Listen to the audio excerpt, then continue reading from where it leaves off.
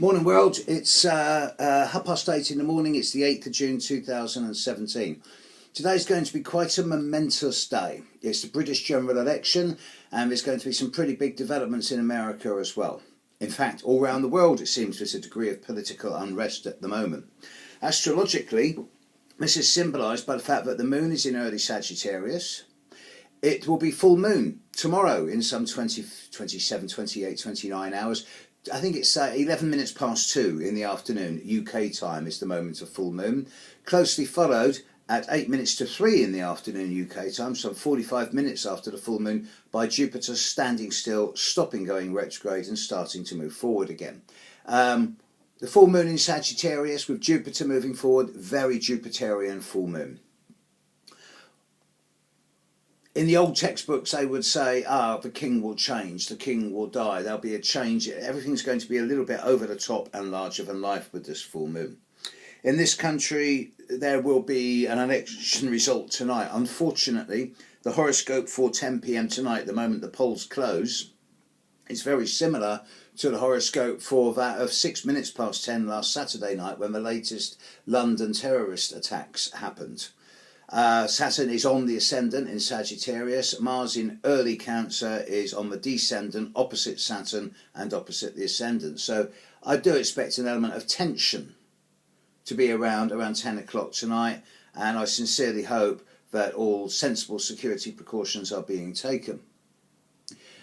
I have voted, and I held my nose and voted for the least of the despicable political parties in this country. I was tempted to do what I always do and vote Green, but I live in a marginal constituency where every vote counts. I could not bring myself to vote for the party of the present incumbent. 1 year ago, she was advocating the sale of weapons, guns, aeroplanes to Arab dictators who then bomb their own people, at which point those people leave their country, come to this country and other countries in Europe and create havoc. At the same time, the present Prime Minister in Britain also cut the budget and the numbers of the security services by some 15 to 20%. So I can't bring myself to vote for a party like that. It's not only in the UK. Across the pond today, the ex-director of the FBI is giving evidence, and if the rumours are true that I'm hearing from a number of different people, then the Attorney General may be on the point of resigning. And certainly I do expect there to be some political fireworks across the pond as far as the American political status goes today.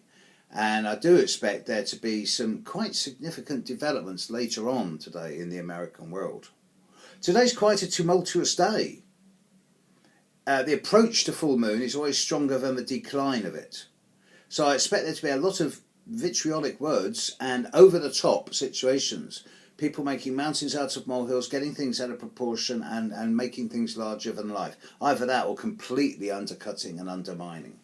It's a weird day. Just for the record, I've got a couple of spots left this Saturday in Regent Street in London. If anyone's in London and wants to see me face to face, then I do have slots in the afternoon. If you're interested, get in touch by all means. Now, here's today's If. I've been quoting comments from this little book that I've borrowed called If. Just questions on the game of life and choices on life. And this is a bit of a weird one. If you had to name the most terrifying moment of your life so far, what would it be? I could think of 3 situations for me. On a personal level, it would be the time where I had major implant surgery on my mouth, and the ache and the pain and the terror was big.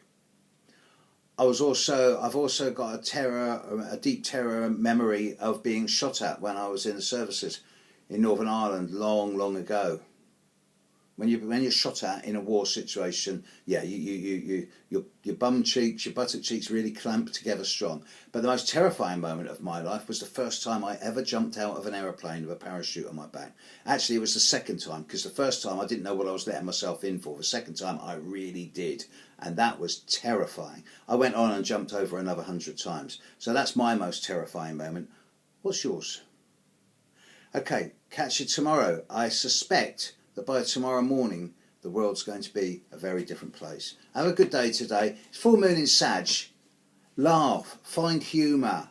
Negativity can't exist where there's humour, and the more you find humour today, the more you're kind of cocking your nose at those forces in the world that are trying to put us down with false terror and with fake news and with general opprobrium. It's not.